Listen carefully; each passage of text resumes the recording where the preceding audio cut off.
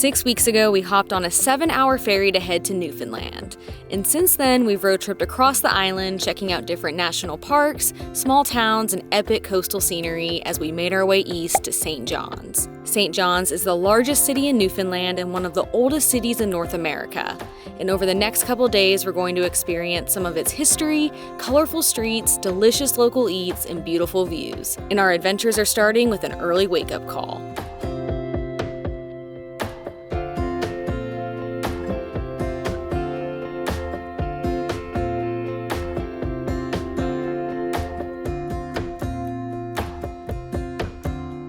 Today, we're gonna be some of the first people to see the sunrise in North America. We're at Cape Spear, which is said to be the easternmost point of North America. However, this is heavily debated and it depends on how you determine the easternmost point.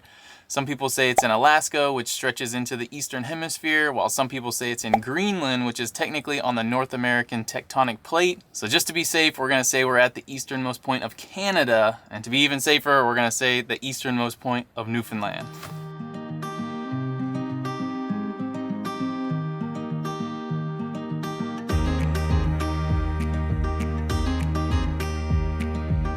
This reminds me so much of when we were at Acadia National Park on top of Cadillac Mountain for sunrise, which at the time of year we went was the first place in the US to see the sunrise. Similar to that day, it is very cold out, so we're bundled up in our sleeping bag. We have our coffee, we have all the layers on, and it looks like it's gonna be a really good one.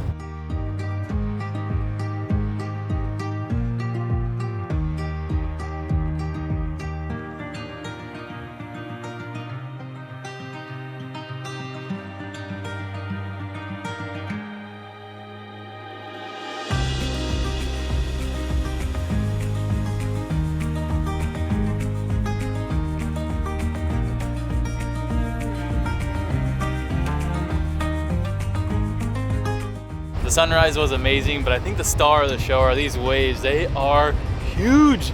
They are probably the biggest waves we have ever seen.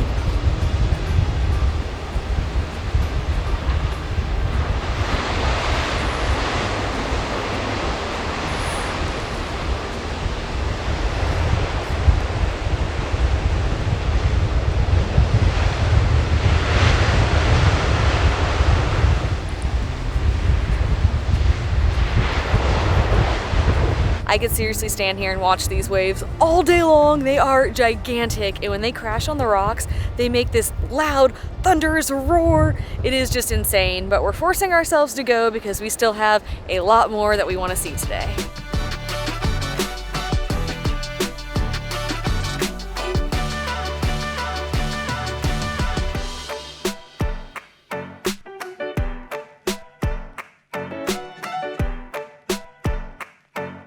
So as we mentioned, St. John's is the largest city in Newfoundland, but you won't find many large buildings here, but what you will find are some very colorful ones. St. John's is known for having these vibrant, colorful buildings which have the nickname Jellybean Row, but it's not just one row of them, you can find them all over town.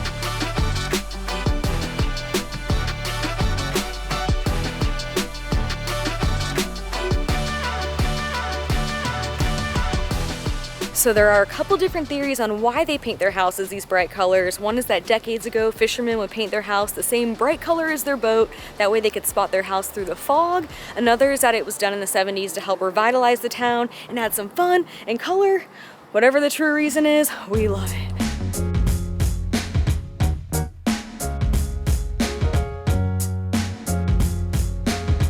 It feels pretty crazy to be walking around a larger city. Over the past 6 weeks, we've been in nothing but super tiny towns, and St. John's feels completely different from anywhere we've been in Newfoundland.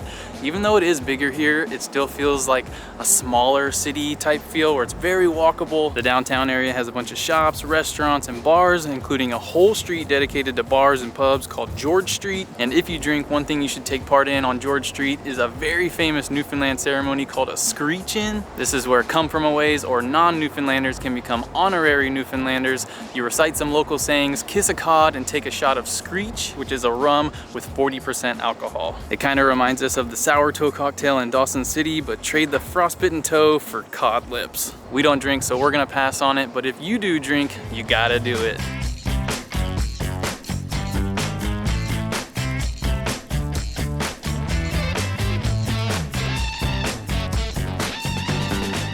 So you may be thinking, wait, you just said you don't drink, so why are you at a brewery? But Bannerman's Brewing is more than just beer. They have coffee, they have some non-alcoholic drinks like this homemade soda water, and they have a Thai restaurant called Namjim, which we hear amazing things about, and we have a few goodies coming from soon.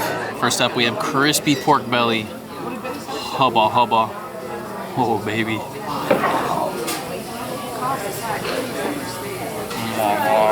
These are piping hot, juicy, crispy, so tender. And then this sauce here, a little bit sweet, a little bit spicy, perfect combo.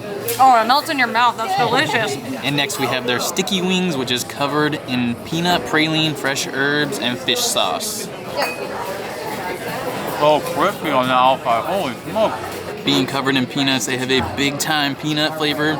And then that batter on the outside makes it super crispy, but they're also tender and juicy on the inside. Some people say these are too salty. They even have a t-shirt that says, "These wings are too salty." We don't really think they're too salty, but we're big salt fans, and they also have a little sweet kick to them. Last but not least, we have the Have a Nice Day fries, which are probably the most beautiful, colorful fries I have ever seen. They have some peanuts on there. They have their special mayo, pickled onions, looks like a bunch of herbs, some sesame seeds. It's a little bit sweet, a little bit nutty, a little bit spicy, crunchy. Oh my goodness. Those might be like the best loaded fries I've ever had. Oh, it's like the perfect just flavor combination.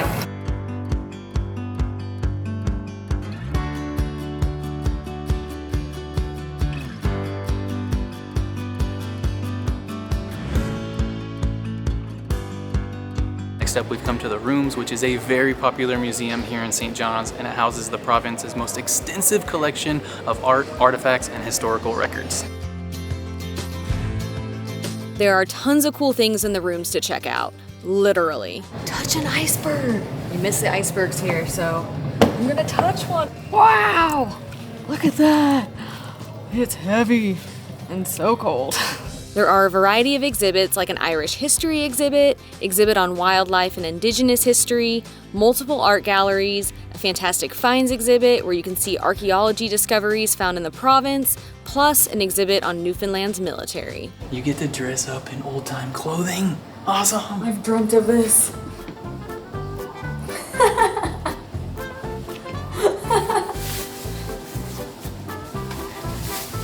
I'm a nurse. Is this how you do it? Yeah, there you go. Do you think this is how you do it?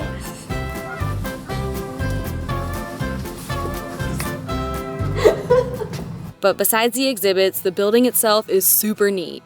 Its design mirrors Newfoundland fishing rooms and has a huge wall of windows plus an observation deck with an amazing view of the city.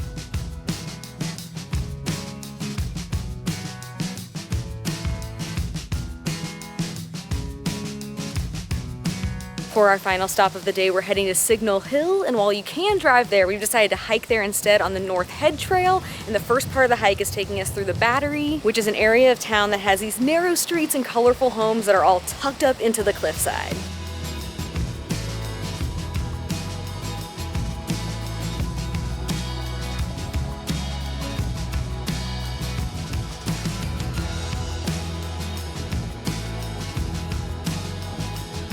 This trail is pretty wild. You are just skirting along the edge of a cliff with basically a drop off to your death on one side. It gets pretty narrow, and they even have this one section where there's some chains to hold on to. So if you have a fear of heights, you might just want to drive to the top. It's also crazy windy, so you feel like you're just gonna fly right off.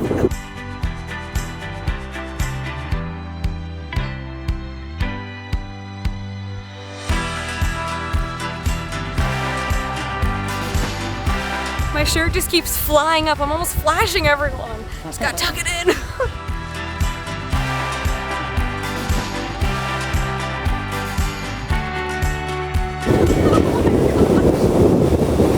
You almost have to lean into it to walk. I wonder if we ran off the cliff over there, we'd take off. Oh my gosh, it's smacking me in the face. Oh my god.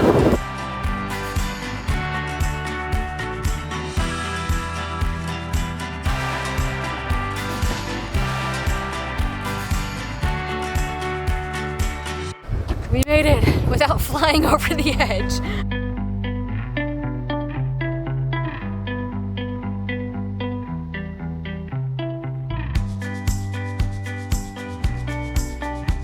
Not only does Signal Hill have amazing views of the ocean and St. John's, but its location played an important role in signaling. Starting in the early 1700s, this area was used for military signaling. Flags were raised on a mast to signal that a ship was arriving, and as St. John's grew as an important commercial port, this flag signaling shifted to notify of merchant vessels arriving. It also has a fog gun that was used to warn about foggy conditions. But besides signaling, it was an important site for transatlantic communication. There have been many communication feats that have happened here, but the most famous was in 1901 when Marconi received the first transatlantic wireless signal on Signal Hill. The letter S was transmitted from a station in Cornwall, England, 3,500 kilometers away. Well, the wind was fun for a bit, but I think we've had enough for today.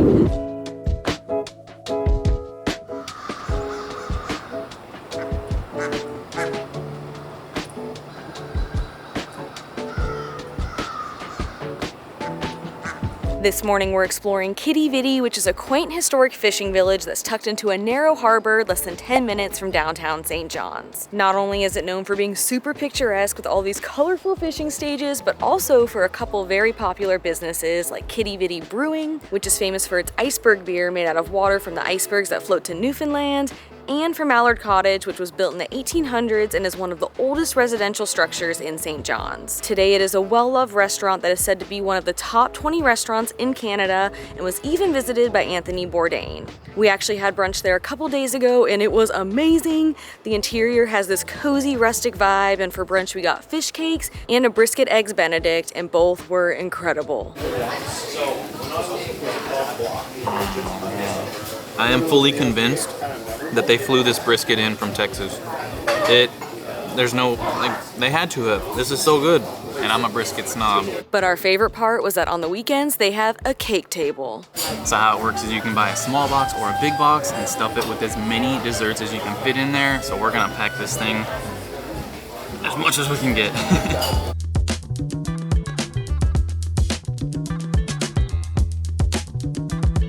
The number one thing we wanted to try on that table, the carrot cake.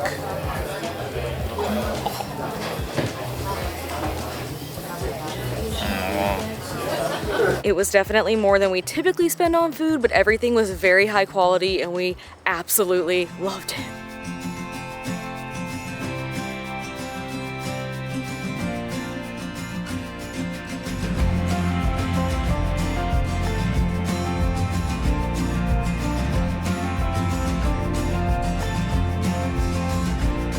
One of our favorite things about St. John's so far is that it is surrounded by nature. The city is located on the Avalon Peninsula, which is home to the East Coast Trail. This is a 336-kilometer trail that runs along the coast and is popular for both through hikers and day hikers. There are 25 different paths that make up the East Coast Trail, with quite a few of them located close to St. John's, and for the rest of the day, we're gonna go hike one of them.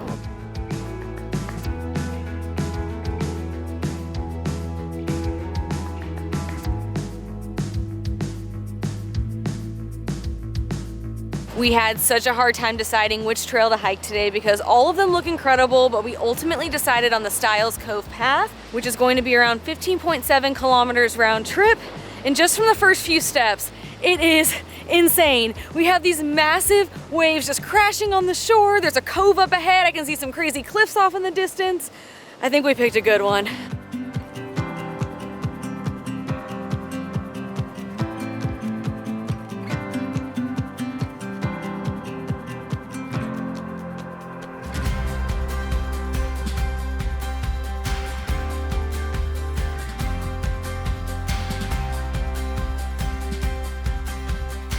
This trail has been nothing short of incredible pretty much the entire way, and now we have come up to this amazing formation along the coast here. One of the coolest things I've ever seen. A huge cove here, but then there's an arch down there that also looks like a cave, and then the water can rush in and it's like got a horseshoe bend like coming back out through this cove. Never seen anything like that. Another thing just completely blowing my mind on this trail is the watercolor. Look how blue that is. It looks like the Caribbean or like a glacial lake. It is so vibrant.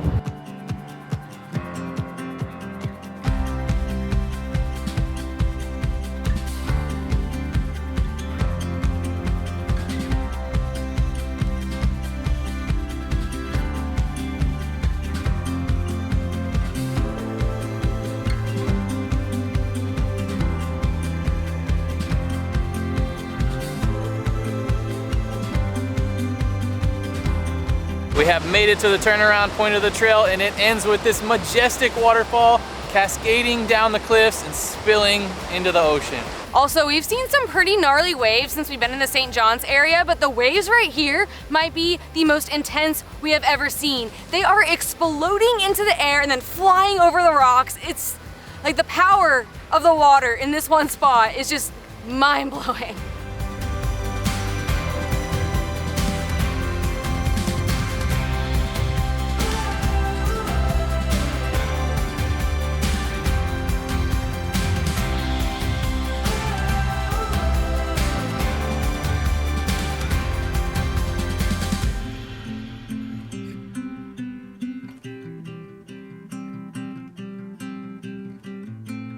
It has been an awesome couple days here in St. John's and a fun change of pace from the rest of Newfoundland. Unfortunately, our time in the province is rapidly coming to an end, but we have one final adventure left, which is going to bring us back to the East Coast Trail, but to a different part of it for a one-night backpacking trip.